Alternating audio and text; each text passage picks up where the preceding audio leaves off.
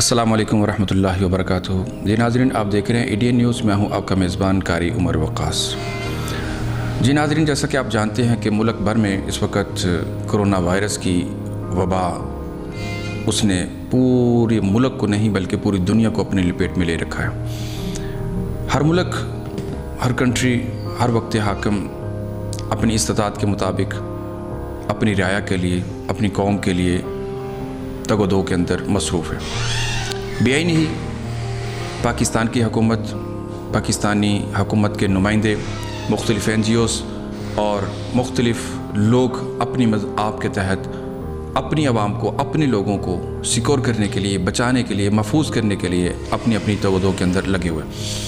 اس وقت میں سیالکوٹ کی ایک معروف سیاسی سماجی شخصیت، پاکستان تحریک انصاف کے ٹکٹ ہولڈر میری مراد مرزا دلاور بیگ میرے ساتھ موجود ہیں۔ آئیے ان سے جانتے ہیں کہ اس وقت جو پاکستان ایک بڑی آزمائش کے اندر ہے، چونکہ وہ حکومتی پارٹی کے ایک سینئر رہنما بھی ہے، مرکزی رہنماؤں میں ان کا شمار ہوتا ہے۔ اس وقت جو آزمائش کی گھڑی ہے، پاکستان جو تحریک انصاف کی کوشش اور کاوش ہے وہ کس حد تک اس سے مطمئن ہے؟ السلام علیکم۔ وعلیکم السلام جی۔ سب سے پہلے تو قاری عمر صاحب کا شکریہ ادا کرتا ہوں، ایڈن چینل کا، کہ جو میرے ڈیرے پہ تشریف لے کے آئے ہیں۔ تو اس کے بعد کرونا دیکھیں وبا ہے پوری دنیا کے لیے، اور یہ اس سے بڑا عذاب میں نہیں سمجھتا اس سے پہلے ہماری زندگی میں یا ہم نے کچھ سنا ہو۔ تو اللہ تعالیٰ، سب سے پہلے تو دعا ہے میری، اللہ تعالیٰ ہمیں، ہمارے مسلمان بھائیوں کو اور تمام دنیا کو اس وبا سے محفوظ فرمائے۔ تو ہم اپنی کیپیسٹی کے حساب سے ہم نے اپنے حلقے میں بھی اپنی تمام فورسز کو، جو ہم اپنی استطاعت رکھتے تھے، ہم نے ان کو سینیٹائزر پرووائڈ کیے، ماسک پرووائڈ کیے، اور اپنے حلقے میں گھر گھر جا کے، اپنی مارکیٹ میں جا کے، اپنے گاؤں جا کے ہم نے آگاہی مہم شروع کی۔ اس میں ہم نے لوگوں کو یہی کہا ہے کہ بھئی کرونا سے اگر بچنا ہے تو صرف اور صرف احتیاط کرنی ہے، کیونکہ اس کا علاج صرف احتیاط ہے۔ تو ہم نے اپنا فرض ادا کیا، اپنا نمائندے ہونے کا، کہ ہم نے اپنے جو حلقہ احباب تھا اس میں جا کے آگاہی مہم شروع کی۔ اور سر، اس پہ آپ نے وہ جو آگاہی مہم تھی، وہ جو سینیٹائزر اور ماسک وغیرہ تھے، وہ بلا تفریق یا اپنے سپورٹر یا ووٹر کو تقسیم؟ نہیں، یہ تو ایک ہم مسلمان ہیں، ہم سب آپس میں بھائی ہیں، اور یہ عذاب کی گھڑی ہے، اس میں کوئی پارٹی نہیں ہے، یہ ہم سب کے لیے، یہ ہم نے نہ کسی کو، بلکہ جا کے بازار میں جا کے دکان پہ جا کے ہم نے یہ جو مہم کا آغاز کیا اور ڈیوائڈ کیے، یہ ہم سب بلا تفریق، یہ انسانیت کا کام تھا۔ تو ہم نے اپنی تمام حلقے کی عوام کے لیے یہ مہم شروع کی۔ اچھا صاحب، یہ بتائیے گا کہ آپ ماشاءاللہ ایک معروف بزنس مین بھی ہیں، اور سیاست اور بزنس، اس کے اندر آپ نے کیا جو ہے وہ دیکھا کہ آپ نے سیاست کے اندر آنے کے بعد آپ کو عوام تک پہنچنے میں کس حد تک مشکلات کا سامنا کرنا پڑا، اور کس حد تک آپ مطمئن ہیں کہ الحمدللہ میں اپنا کام جو ہے وہ بہت بہتر طریقے سے کروں؟ دیکھیں جی قاری صاحب، انما الاعمال بالنیات، آپ کا جو نیت ہے وہی دارمدار ہے۔ جو اللہ تعالیٰ نے کہا ہے کہ اپنی نیت ٹھیک کر لو تو آپ کا عمل بھی ٹھیک ہوگا۔ تو میں سمجھتا ہوں کہ آپ کا اگر توکل اللہ پہ ہے، تو آپ نے اگر سیاست کرنی ہے یا کاروبار کرنا ہے تو اس میں ایمانداری ہونا اور اللہ پہ توکل ہونا۔ تو اللہ پہ توکل ہوگا تو آپ کی وہ کاروبار بھی عبادت بن جاتی ہے اور سیاست بھی عبادت بن جاتی ہے۔ یعنی آپ سیاست کو بھی عبادت سمجھ کے کہہ رہے ہیں؟ جی، میں عبادت سمجھ کے کہہ رہا ہوں۔ بالکل ٹھیک ہو گیا۔ اچھا یہ بتائیے گا کہ پاکستان تحریک انصاف نے ٹائیگر فورس کے نام سے ایک فورس جو ہے وہ تشکیل دی ہے، آپ کیا سمجھتے ہیں کہ وہ کسی بھی مشکل گھڑی میں ٹائیگر فورس جو ہے وہ رضاکارانہ طور پہ حکومت کے ساتھ معاونت کرنے میں کس حد تک جو ہے وہ کامیابی حاصل کر سکتی ہے؟ دیکھیں جی، ہم سارے پاکستانی ہیں، اور ٹائیگر فورس بھی سارے پاکستانیوں پہ مشتمل ہے اور نوجوانوں پہ۔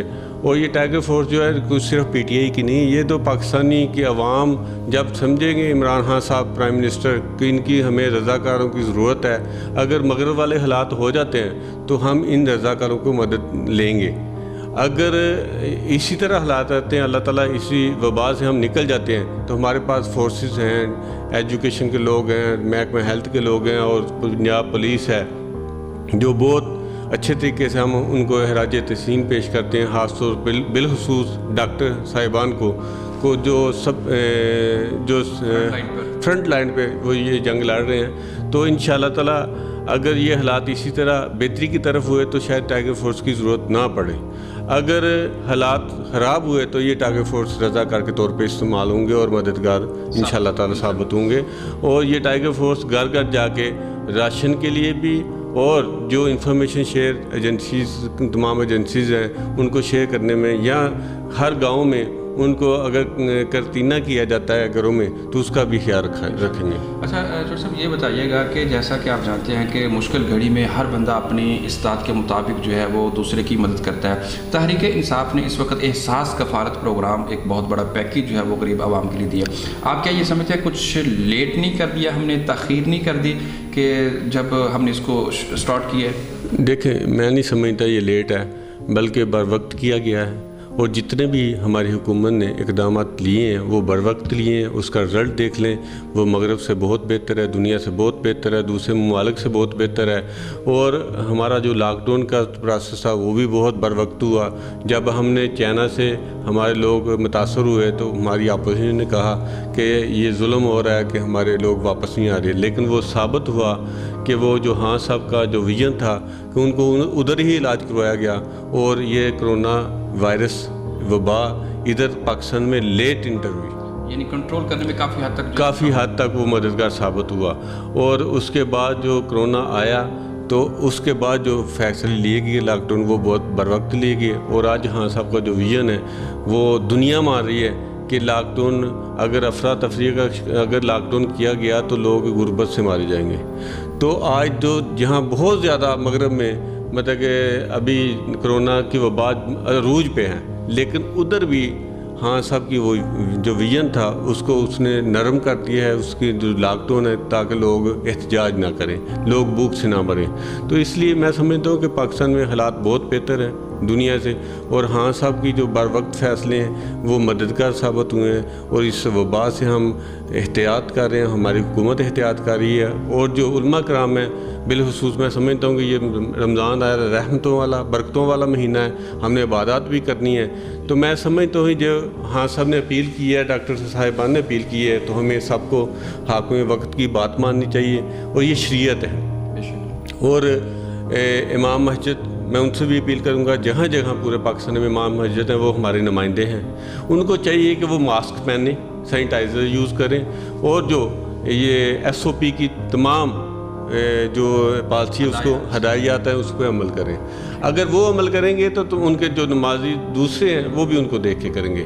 میری خصوصی طور پہ امام مسجد سے اپیل ہے کہ وہ اس پہ ماسک پہ فوراً عمل کریں اور دوسری ایس او پی سے عمل کریں، کیونکہ یہ ساری چیزیں ہم نے ہر فرد کا فرض ہے.